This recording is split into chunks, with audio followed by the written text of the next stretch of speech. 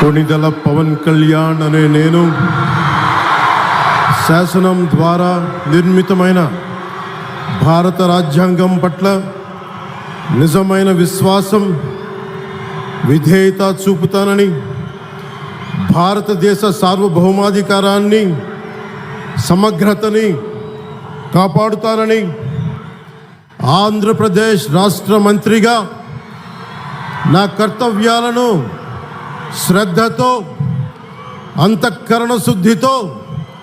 నిర్వహిస్తానని, భయం కానీ, పక్షపాతం కానీ, రాగద్వేషాలు కానీ లేకుండా రాజ్యాంగాన్ని, శాసనాలని అనుసరించి ప్రజలందరికీ న్యాయం చేకూరుస్తానని దైవ సాక్షిగా ప్రమాణం చేస్తున్నాను. నేను